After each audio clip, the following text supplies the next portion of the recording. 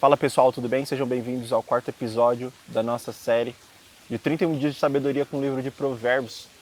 E hoje eu acredito que o que eu quero trocar essa ideia com vocês é para a gente falar um pouco sobre autorresponsabilidade, um pouco sobre a gente parar de colocar fatores externos sobre a nossa vida, fatores externos sobre as nossas decisões e começar a olhar para dentro e ver o que tem de errado com a gente, que às vezes nós acabamos terminando em caminhos tortuosos.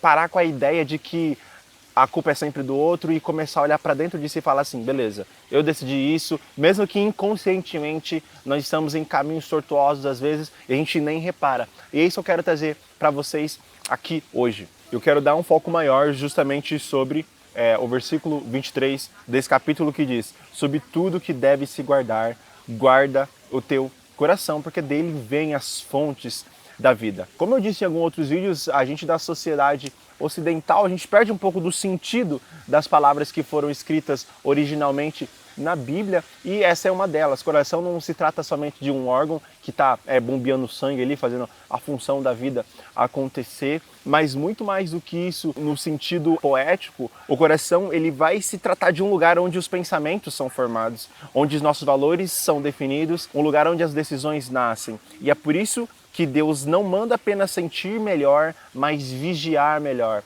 Ou seja, a gente não pode muito decidir o que a gente vai sentir de uma hora para outra, mas de fato a gente consegue começar a controlar o nosso ambiente, controlar a nossa mente para evitar que certas coisas entrem aqui e tomem lugar no nosso coração. Porque guardar o coração é assumir a responsabilidade pelo que você pensa com frequência, com que você alimenta em silêncio e com que você normaliza internamente. E o princípio é, ninguém perde a vida espiritualmente de fora para dentro. Primeiro, a gente se perde por dentro. Não sei se vocês estão na mesma sintonia que eu, mas para pensar todas as vezes que você teve uma pré-queda ou todas as vezes que você estava se realizando em algum momento da sua vida, em alguma coisa que você tinha um propósito ligado, seja à igreja, seja ao seu trabalho, ou seja ao seu relacionamento, seja qualquer coisa do tipo.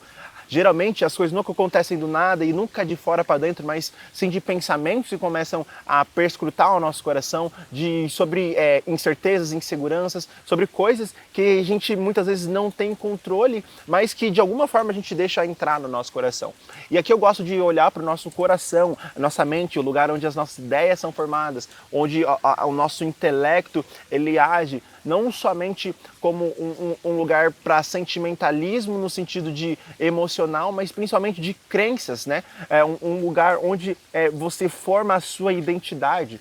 E é por isso que eu estou falando sobre autorresponsabilidade. Por quê? Porque às vezes a gente pensa que, meu Deus, eu estou errando nisso aqui porque as pessoas que estão à minha volta não vão para a igreja, ou então porque eu não tenho tido amigos suficientes para me levar para a igreja, ou porque talvez a minha família não ore e não lê a Bíblia junto, que eu também não estou fazendo isso. Eu quero chamar a atenção para a gente hoje, e que é uma coisa que é difundida na internet, que vem também da fonte de psicólogos e outros estudos de pessoas muito mais inteligentes que eu, é que tudo começa na nossa mente. Como é que a gente se protege disso? Como é que hoje você pode olhar para a tua vida e falar bem assim, cara, a partir de hoje eu vou começar a agir diferente, a partir de hoje eu vou cuidar mais do que eu escuto, o que eu vejo, quais são os tipos de conversa que eu tenho, quais são os tipos de lugares que eu frequento, porque eu tenho certeza absoluta que se você não está satisfeito com a sua vida em algum ponto, seja espiritual, seja relacional, seja no seu físico, seja seja financeiro, seja em qualquer tipo de área,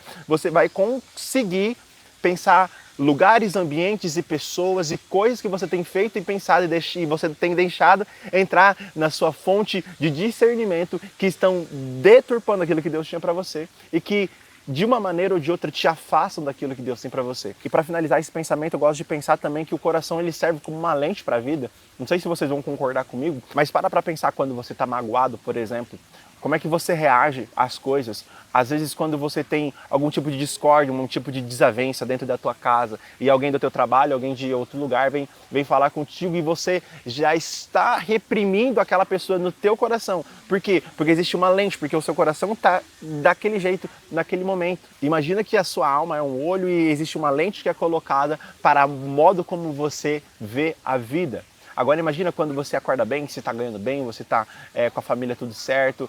Sabe aquele dia que o pessoal possa falar, o dia mais básico de 2016? né? Inclusive estão dizendo aí que 2026 é o novo 2016, não sei, mas quando a vida era leve e as suas atitudes começam a corresponder com a lente que está colocada no teu coração. Então, o que eu tenho para dizer para você hoje é: vigie o seu coração, guarda o teu coração de tudo aquilo que você sabe que vai tirar do foco. Eu não preciso falar, porque se você fizer algumas simples perguntas, se você buscar um pouco no teu intelecto aí, na tua cabeça, você com certeza vai achar alguma coisa que tem te impedido de avançar. E a Bíblia traz isso. Além disso, ela vai falar sobre se desviar do caminho do ímpio, nesse versículo, que ele não descansa enquanto ele não faz a desgraça que ele quer fazer, enquanto ele não faz o mal que ele quer fazer. Então, cara, vigie, porque tudo começa na nossa mente, tudo começa no nosso coração, tudo começa no nosso intelecto, porque a sua vida é formada a partir da autovisão que você tem sobre você. E é por isso que pessoas que têm autoestima baixa, elas são tão tristes por muitas vezes. Porque, cara, é a maneira como você se vê. E o seu coração, no seu espírito, é como você se vê. Então, cara, coloca isso na sua cabeça, começa a vigiar com o que entra, com o que você escuta, com as pessoas que têm acesso aos seus sentimentos,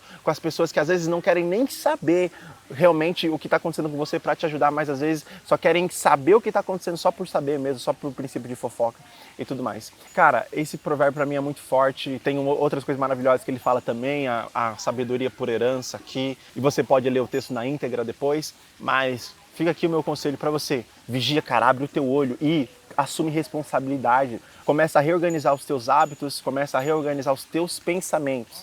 E de alguma forma você vai começar a mudar a sua vida somente de começar a filtrar quem entra na sua vida, quem não entra, o tipo de coisa que você faz, o que você deixa de fazer, o tipo de padrão que você estabelece, o tipo de coisa que você aceita entrar no seu coração, é o tipo de vida que você vai viver. Para você que não sabe, está rolando um grupo no WhatsApp onde a gente tem discutido sobre o livro de Provérbios e você pode participar clicando no link aqui embaixo. Você pode também se inscrever no canal e me seguir no Instagram. Fica ligado que amanhã a gente vem com o capítulo 5 de Provérbios. Tamo junto e a gente se vê numa próxima oportunidade.